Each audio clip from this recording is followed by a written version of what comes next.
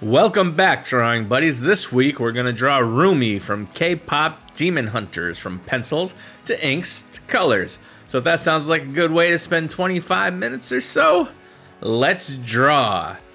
Let's start off with, I started out with a quick sketch of the top and I'm like, oh, I'm going to make this Rumi. So that's why I didn't show you the first part of this initial scratchiness, so sorry about that. But I really wasn't going to watch K-pop Demon Hunters. A friend of mine recommended it to me months ago. He's like, oh, it's actually pretty good. And I'm like, it's maybe not for me. Even though I kind of love musicals, but we'll get into that later because there's a funny story with that. But I've talked about the little bugger that I babysit. And one time, her father's dropping her off. He's like, oh, she likes that Demon Hunters thing on Netflix. So if you put that on, she'll love it. And she's like 2.5 years old. And so we put it on, and she was singing the songs and having a good old time. You just hear her under her breath going, I'm still hiding, I'm still shining. Yes, those songs are catchy, and they get stuck in your head. Me and my son, we went to a junkyard because he fixes cars and deals with parts and stuff. And there's a lot where you go, you pick your own parts and stuff. And we were going up there, and he starts like humming these songs. Like, are you humming Demon Hunter? He's like, oh, they're so stuck in my head. They're so catchy. Because he likes most of the music I do, like classic rock, regular rock. But he's also into like hip hop and Biggie and all that stuff. So to hear him humming Demon Hunters was kind of hilarious. But I find myself doing the same thing, so what can you do? So yeah, the K-pop Demon Hunters on Netflix. It's actually a pretty decent movie. I mean, there's nothing complicated about it, and they keep it nice and simple and straightforward, which is why it's good. Because there's really no mess to get in the way. It's basically about our Demon Hunters, Rumi, Zoe, and Mura. It took me a while to memorize their names. And they come from a long lineage of demon hunters. I guess in the early days of Japan, demons run rampant, and they used to just eat the souls of people and send them back to their leader. I believe it's Kuma or Kumo. I'm going to go with Kuma, even though it's probably wrong. And so a group of women rose together to sing their songs and fight the demons. And the songs actually set up a barrier between the earth and the demon world. And so it's a lot harder for the demons to get out.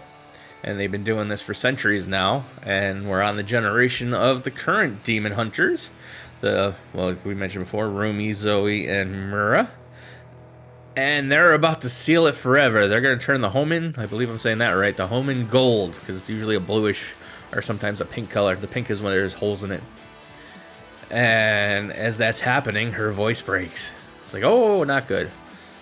And the problem is, Rumi is half demon. Oh, spoilers if you didn't watch the show. Her father apparently was a demon. They don't get into the weeds about how it happened and how her mother fell in love with a demon and all that stuff. But watching the movie, you kind of figure out how it happened. And so, around the same time that's happening, a new boy band shows up to steal their fans. And the fans are the most important part of the whole Demon Hunter thing, because the fans and their support of the group is what builds the hominin, which keeps the demons at bay. And if that's weak, and they could get through, if they lose the fans. And so the boy band is made up of demons, led by Gino. Gino was he's 400 years old demon. He basically sold out his family for a life of luxury. And he's looking for redemption. He wants those voices in his head to shut up. So the Demon King, I just totally blanked on his name. Hold on. Oh, it's Gwi-ma or Gwi-ma, whatever. It's how it's spelt on the internet, and everybody in the movie says it different anyway. And so Gino, he says, it's about to be sealed up forever, and we're never getting out of here. So I have a plan. And his plan is to make a demon boy band to steal the fans of Huntrix, which is the band of the K-pop Demon Hunters. So they start a little boy band, and what's their boy band called? Saja Boys. It's called the Saja Boys. And they have a song called Soda Pop, which sadly, it's the worst song in the whole movie. It's just kind of like It's just not great. It's just a sugary little pop tune without much dimension to it. But that's kind of the whole point. They're just good-looking boys in a boy band. And they start stealing the fans, and they start becoming the #1 band around. And the girls don't know how to fight this. Then Gino finds out while they're fighting that Rumi is half demon because her marks are exposed. What they call them? It doesn't matter. And he's like, "Oh my God, you're like a demon." And she's like, "I am not. I'm half demon." Ah. And so that kind of changes their dynamic. And Gino decides to kind of use that to his advantage to, beat the girls and hunt tricks to take their fans away and break the Homnin and free all the demons. Now, I kind of drew her hair a couple times. This first time, I should have kept it like this and just threw a few lines in it and it would have been fine. But I also, for some reason, the picture I originally used as reference had her hair coming out and being really thick at the end, which it wasn't, because I watched the movie again and with the girl, and then I looked at some more reference, so I ended up redrawing her hair again. So this part of the video is literally just a waste of time, but I didn't want to skip it because it looked like I just skipped over drawing her hair, even though I go back to it in a couple of minutes and try to fix it. And I think if any of you watched the Spider-Gwen video, I talked about how I printed it out as a nice poster for the girl's bedroom, and I made it 18 by 24 inches and framed it up, and her father hung it up in her room, and it's really cool, and she loves it.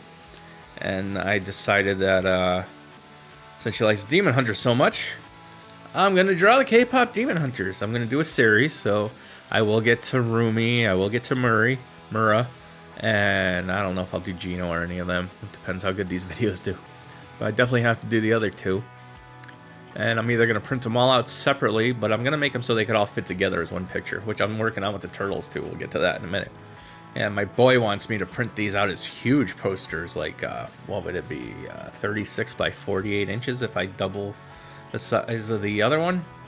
And I'm like, yeah, that's fine. It won't really cost that much to print out the posters, but custom framing is really expensive, and you can't just buy a frame that size.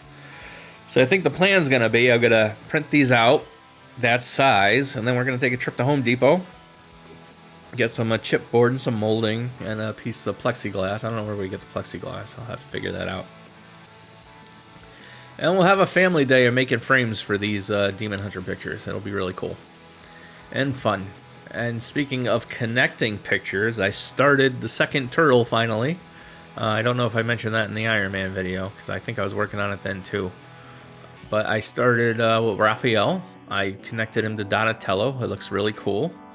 I also did the very, very roughest of sketches for Michelangelo and Leonardo, but those will be coming. I want to get those done sooner than later.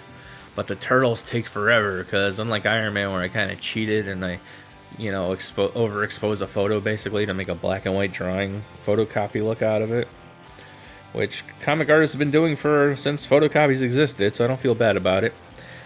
But the turtles, I kind of love the turtles, so I'm drawing all the buildings, and drawing the buildings takes forever. But I leave more of it in on this one, so it's more of a tutorial. And I'm actually decided I'm going to do another little series. I'm going to do quick drawings, like ones that are like 10 minutes or less, or in that range. It might go to 12 minutes, it might go to less. And I'm going to probably start posting those on Wednesdays. I mean, they're not going to start for a couple weeks, because I just started one today. And they're just going to be like cute chibi drawings that I could bang out really quick. And, they'll be pretty much the same format as these videos. I'll talk about the character and all that stuff and go over little bits of the drawing if I feel it's necessary. Like these spikes on Rumi, they were a real pain in the butt, but they went pretty quick. Every time I think something's going to be a real pain in the butt, it goes by much quicker than I thought. Except for Rumi's hair. I do redraw that. So yeah, I'm going to do like short videos for like Wednesdays. Who knows, maybe those will end up being more popular because they're not going to be that long. And they're going to be cutie. They're going to be cutesy. They're not going to be comic book or anime. They're going to be like in the vein of the Deadpool Wolverine that I did, or the Deathstroke and what's the dude's name? Taskmaster that I did. You know, the big head, little body thing, because I could bang those out pretty quick. Although the first one isn't a chibi. I'll tell you what the first one is. The first one is going to be Invader Zim and Gur. I penciled, inked it, and I'm halfway done coloring it, and I did that all in like maybe 20 minutes real time, half hour real time, so that's going to be a short video. I even drew the Urkin symbol behind them, so it's going to be really cool. So Invader Zim is going to be the first Wednesday video, which will probably come out next week or the week after, because I want to get like 3 or 4 of them ready to go. And I love Invader Zim, so Zim's coming. And I'll probably do like Calvin and Hobbes stuff too, because I really love Calvin and Hobbes. And I like drawing his alter ego as Stupendous Man, Spaceman Spiff, Tracer Bullet, and I think I'm missing one. Oh, Stupendous Man. So you'll probably be seeing some of those too, probably all 4 of those. So we got new stuff coming, and still working on the whole live thing. I thought I was having interface problems and microphone problems, so that's slowing that down. But I did make the place cards and everything. So basically, I just got to go live privately and test it out and see how that's going to work. Because I think what I'm going to do for that is just, you know, like pick a body part or something, or we'll start drawing somebody, and then we'll maybe finish it as a regular video if I don't finish it that night. Because, you know, I'm going to try to do an hour, 2 hour live stream, and if we're having a good time and people show up and it goes over, that's fine too. But that will be happening. I'll probably have those started by at least the 1-year anniversary of the channel in late March, or maybe around my birthday time in the middle of March. I won't tell you my birthday, I'm not that self-doxing, but it's in March. I let that cat out of the bag. Oops. I'm also working on a talk show that's going to be sort of a game show, talk show with a friend. I gotta call him up tomorrow and see how that's coming along on his end.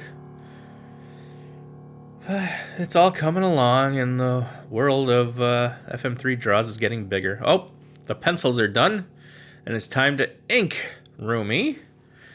And the inks on Rumi take a while, actually, because that jacket, I don't know why, and the hair. The color, no, actually, I think the coloring takes longer than the inking.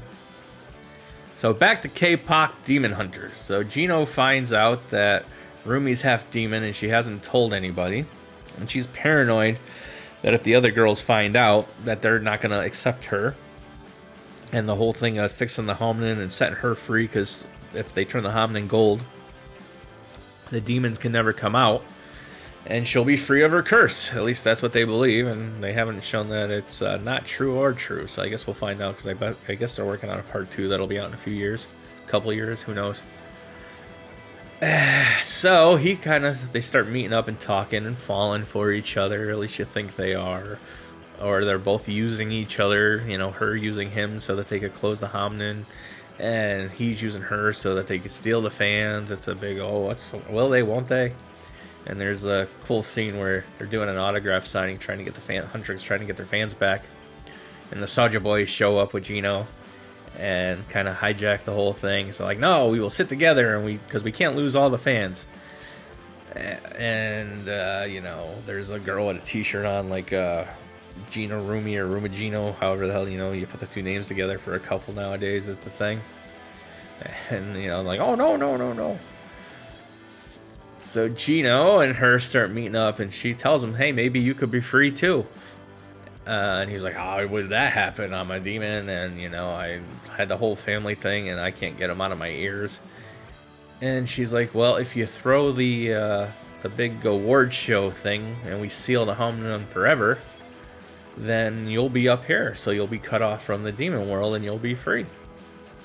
And he's like, yeah, all right. Because then they sing a song, and you tell that they're kind of digging each other. And, you know, this will set him free, and she will lose her stripes, which, marks, they call them marks.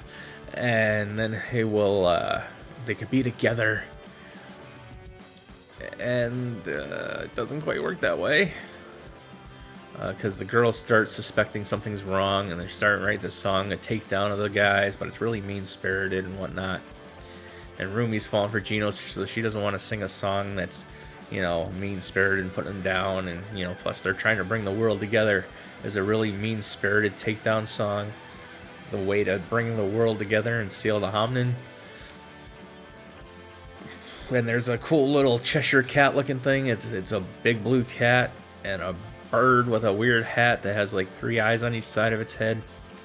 And they're the ones who tell Rumi, to meet up with Gino, and they deliver notes between the two. And it seems like Gino is gonna throw the not the Battle of the Bands thing, the award show singing thing, so that the Homnin will be sealed, and the Demon King's locked up forever, and the demons can't steal souls anymore, and Gino will be on top side, so he'll be free of the Demon Lord too. And they get to the show, and it seems like he actually followed through, because the Soja Boys are fighting, so Huntrix has to go on. Huntrix is the name of the Demon Hunter band, by the way, if I didn't say that, with Rumi, Zoe, and Mura. And so Huntrix has to go on, and they're singing Golden, the song that'll bring everybody together. It's a song about their lives and who they are. And she's even talking about her marks and everything, but it's nobody put that together. So, as they're doing that, the demons kidnap their manager. I totally forgot his name, and I'm not going to look it up. But it's a ruse by the demons. The demons really did it to get Rumi and Mura away from the stage. And then the lights go dim, just as Golden's hitting its peak, and the Homnin is starting to turn gold, and everything's coming together. And then the takedown song starts playing, and Rumi's all confused, like, what the hell's going on? We didn't put this back in the set. And then the other two girls come on, they rip off her jacket, and they're saying all these horrible things to her. And they show that she's a half demon in front of the world, even though the world has no idea what's going on. They don't know demons are real. But the girls do. So when the real girls get to the stage, and she's like, oh, God, thank you. I thought that was you on the stage, and everything's okay. But she's exposed, and her marks or stripes, or I don't remember what they call them. I just watched the movie today, too. And so they're terrified that she's a demon. So they break up, and the Homnin falls apart. And Rumi goes to talk to her, not her mother, her aunt, or whoever she is, or somebody who was in the band with her mother who promised to take care of her. But by taking care of her, they told her they had to hide who she really was. You can't let people see your stripes. You got to hide all the bad things about yourself and make it all good. Here I am redrawing her hair after I started inking, because I'm like, oh, I don't like it. I gotta fix this hair. And I do. And the hair looks much better. I mean, I probably could have made it even better, but, it's braided hair. It's only so much you could do with it. So Rumi goes back to her. I forgot her name, too. Starts with an S, I think. And she's like, we'll fix this. I'll tell the girls that it was all a demon trick, and we'll cover up your marks, and it'll all be fine. She's like, no, I'm sick of hiding. If this is the way we gotta, seal the Haman off for the world, I'm glad it's falling apart. So her in her half demon form, like one of her eyes turned all demon-like, and her marks got bigger. And she goes to the big concert the Soja Boys are throwing, basically to break the Homnin forever and steal all the souls of the people and bring the Demon King to Earth, Gwi-ma to Earth. And she shows up, and he's like, you can't stop me. The Homnin is broken. And she's like, yes, it is. And it's got this really eerie demon sound to it. And she says, we're going to build another one. And she starts singing not Golden, some other song. And the other girls who are kind of like going demon-y too, and they're, Bobby's their manager. And he is, and as she starts singing, it kind of breaks through to her two friends, Murray and Zoe, and they start showing up to sing with them. And see, the inks are done. And now it is time to color Rumi from K-pop Demon Hunters. So they're singing the song, and it's all coming together, and he's like, no, stop that song, the demon guy, Chemo. And so he throws and they're fighting the demons and whatever, and then he shoots a big blast at Rumi to stop them from singing. And Rumi's holding it back as best she could, and just as she's about to give in and get vaporized, Gino has a fit of consciousness and jumps in between the two. And then she's like, no, I wanted to save you. And he's like, you already did. You gave me my soul back. Because it turns out that he actually abandoned his family, and that's why he became a demon. He was just worried about himself. He was a selfish piece of garbage kind of guy. But she saved him, and he said, you gave me my soul back, and now I give it to you. and then it breaks the Demon King's thing, and she throws the sword at him and cuts him up. And the song is so inspiring that all the people around, their souls all become one and glowing, and they build a whole new Hamun. But it's not gold, it's still blue. They still got to make it gold. That hasn't happened yet, because, you know, you got to kind of leave it open for a sequel, because this thing did really well on Netflix. I'm sure the sequel will probably end up on theaters. And the K-pop demon hunters save the day, and all is good in the world. And they finally get to go to the bathhouse, because a whole running thing throughout the movie is that Murray and Zoe are trying to get Rumi to go to the bathhouse with them, but she makes excuses not to go because she has to cover up her marks, or stripes, or whatever they're called. I'll be saying that throughout the whole video. And so because she's afraid, you know, she's been afraid that if they see the stripes, then they won't, or the marks, they won't follow her, and they won't be friends anymore, and everything will fall apart. But now that she's exposed and they've accepted her for who she is, they can finally go to the bathhouse and relax. And then while they're at the bathhouse, like, oh, we finally get a vacation, this is gonna be great. But leaving, they realize that they really do this because they love what they do and they love the fans, and, you know, it's all about, yeah, bringing the world together. So they start talking to their fans and they cut their break short. The credits roll, and that's the end of K-pop Demon Hunters. And I'm only like halfway through the video, so that's a problem. But I'll probably also go back to it throughout the whole thing. But yeah, this jacket was a real pain in the butt. There's lots of colors to it and all this other stuff. And this one I went designy again with the text and the cool colorful background that I kind of stole from the internet. I got to start making my own backgrounds, but I just look for I think of what I want for the background, and then I just do a Google search for not free use, what's it called, it's not public domain either, but anyway, it's stuff that, you know, people make that you could use for free. I don't at least I don't consciously take ones that people have made for copyright things. I always do a free use search, and the sites I see them on, they always say free, and then I'll mess with them and fix them up a little bit the way I want them and do the colors, you know, because it's a lot faster, but it's cold, and I do need to take out some Bristol board and splatter some ink and just draw random shapes and stuff and scan them all in. And I'm actually ahead enough now that I have time to do that, so maybe that'll be a project for the weekend. I'll just make a mess in my on my drafting table in my art room, and I'll just splatter a bunch of ink around and draw stars and make lines and things like that, because it's fun. And I used to have a whole folder full of these things that I made myself, but I had a computer crash like years ago, and my computer hard drive died, and I was able to save a lot of information off it. I had to pay like $100 for some software to read it and put it all back together. But some stuff was lost forever. You click on it and it just says, nope, that file don't work. Nope, that file don't work. And almost everything in that background folder is one of those, oops, that don't work. So it's a good thing I'm a digital hoarder, though. I would have lost a lot of art, too, because, you know, I'll click on, like, an old Harley Quinn that I drew, and it's like, nope, this one don't work. But it's like, aha, I saved it in 4 different places, because I'm crazy like that and paranoid I'm going to lose my stuff. And so one of them will work, so I can make new prints and stuff of those.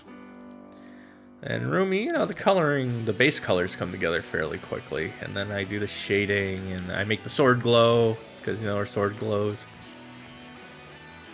So she was fun. She was a lot of fun to draw. She came together quick. I didn't really have to drive myself crazy figuring out all the little details of her. And it's starting to happen more. Like the Zim thing I drew came together almost instantly. The turtle, the Leonardo, he came, not Leonardo, Raphael, he came together super quick. I mean, I did a really quick sketch to see where he was going to go on the page, and same thing with Leonardo and Michelangelo, even though I think I'm going to redo Leonardo. He's kind of crouching and it's too similar to the Donatello, but we'll talk about that when we get to turtles. You know, and then I put the glow around Rumi and the shininess, and I have to find a Huntrix logo and put that up. That circular logo they have, I could not find one of those online, and I didn't think it was important enough to draw it because I found the band logo for use on like a Wikipedia or somewhere, and it was cool. So I just kind of did the whole up and down thing. And going to graphic design school comes in handy sometimes when you're drawing things when you want to make them into a poster. And plus I want these to be really good because they're going on the grandbaby's wall. So maybe this week I'll go print this out. I'm gonna start. I should probably post like pictures of things on YouTube and make like little shorts of things that have nothing to do with these videos, but do like the Spider Gwen drawing that I made a poster of. I made one for myself too that might give to a friend, or I might keep it and hang it up in my studio room. I haven't decided yet, but you know, just make a little short. Say, hey, this is the poster I printed of Spider Gwen. Here you go. Or like or like just post like an image of the Murray. Say, hey, Wednesday or Monday. No, and I release these on Fridays. Friday, the Rumi video, and just have like the banner or something, or a picture of her like cropped into her face or something, just to let people know what's coming. Because, like I said, my friend does that with all his videos, and I think it helps him out. I have no idea, and I see other people doing it. So I got to start doing things that are, you know, but just more little things that are simple and quick, that aren't a full-on drawing that takes a day or two to do, and then another day to make the video, and then another day for the voiceover, and then a half a day to get the monkey to talk, because the talking monkey's a thing now. I also realized I'm using the wrong talking monkey, the one with the hat I've been using, and I drew one without the hat, with the hair, even though I don't have any hair, because he is supposed to be the little mascot, and I've been using the wrong monkey. So it'll be a new monkey on the Rumi video, and I realized this video is literally almost over. I thought it went longer. So yeah, so Rumi is pretty much done. Pretty soon we'll have Zoe and Murray. They'll be coming up, and I'll also have, like, at the end of the whichever one's last, all of them together as a group, and you'll see it. But thanks for stopping by. It's good to see you here. Go out and draw something, like, subscribe, and all that other fun stuff, and I'll see you next week.